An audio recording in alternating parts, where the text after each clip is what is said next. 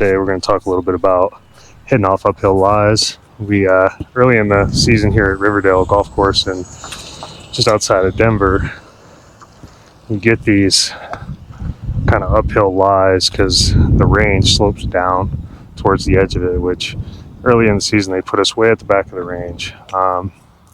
Today we got an 8-iron. We're going to go out here at this white pin. It's kind of a cross angle too, so if I swing at it on an uphill, I'll most likely thin it or something like that.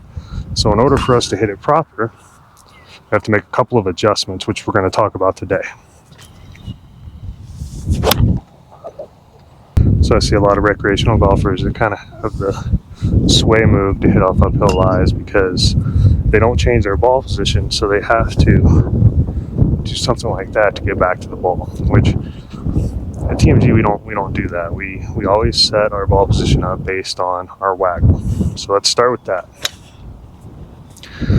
So the first thing, as I'm waggling the club, I'm feeling it wanting to go this direction because I'm on an uphill slope and I'm kind of hanging on that back foot, right?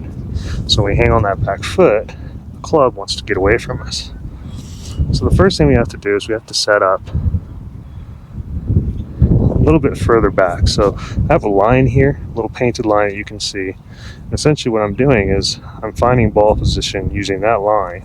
I want you to notice it's more in the center of my stance than what I normally play, which would be something along these lines. Because if I play from this point of view, I go to hit it, and I get to there, I'm going to hit it fat, right? Unless I lean back, which then now I'm going to forehead and I'm going to hit it thin, which we don't want either. So it's much simpler just to change ball position. So now that you can kind of see how we're changing ball position further back, what then do we have to consider? Well, if the ball position is further back, when we go to hit, our club face is going to be pointed more right. Well, believe it or not, on an uphill shot, that actually goes hand in hand. It's a really good thing. The only thing we have to be careful of is that we don't draw the ball too much. And the way we manage that, again, is with our waggle. Put it a little far back in the stance, make sure everything's lined up. So now, when I go to hit it, I'm going to hit it pure, and I'm going to be aiming and releasing the club right down my target line. Again, because the club wants to go rightward, if we have it back in our stance or coming through, it'll remain square.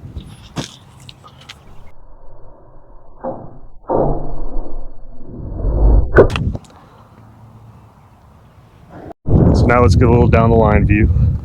Essentially what we're going to be doing is, again, when we move it back in our stance as we're coming into the strike, we're going to be on plane. The club's going to want to release right, but because we're on an uphill and we're staying back, everything squares up. Again, this is simplicity for recreational golfers.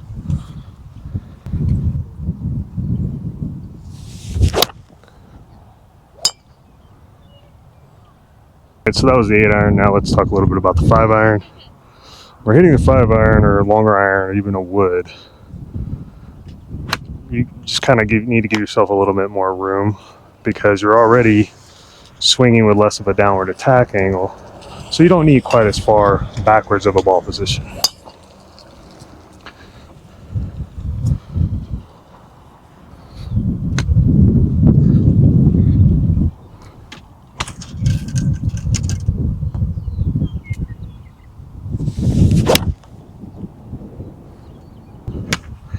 Alright, so again, got the 5-iron.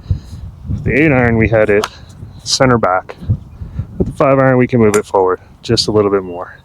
And again, if we're coming down and we're releasing, we're here, versus with an 8-iron, we were more releasing back here. It has to do with the uprightness of the angle, the fact that you really don't want to be on your rear foot at impact with your shorter irons. You want to be more centered. So something like so.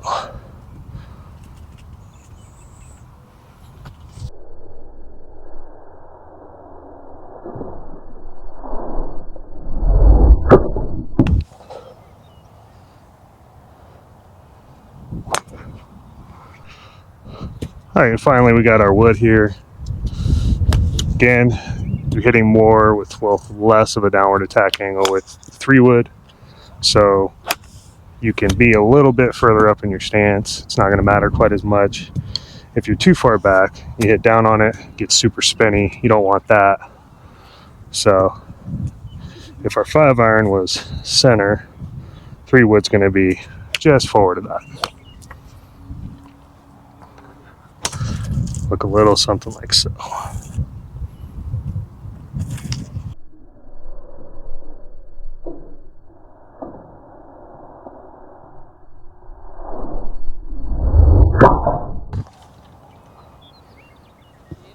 right, and on occasion, you got to hit driver off a little uphill lie.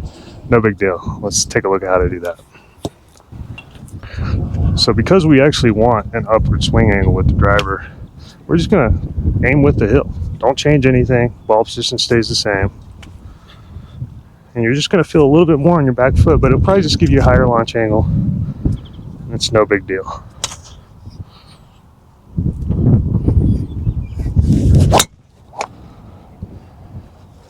With that one, I hit a little high on the face.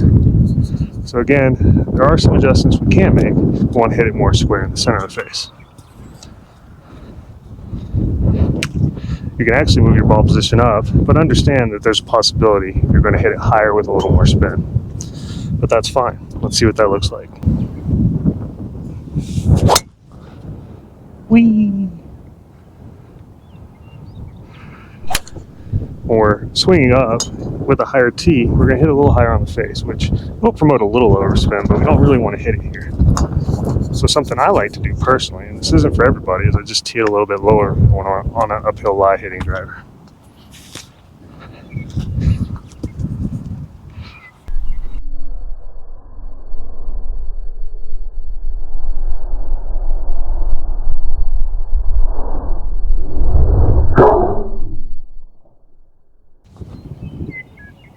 Notice the tee stayed in the ground, so we know then that everything's matched out the way we want it. And again, you know, if I tee it here, I'm only going to tee it about maybe half a ball lower, not a whole lot lower. Just, I want to keep it inside the crown. So this is where that strike was.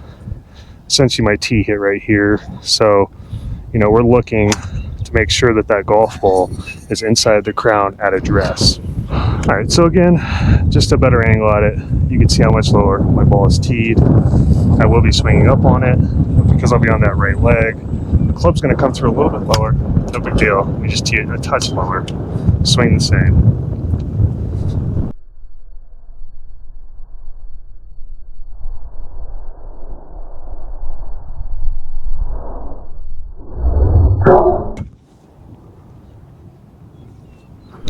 All right, what about wedges though?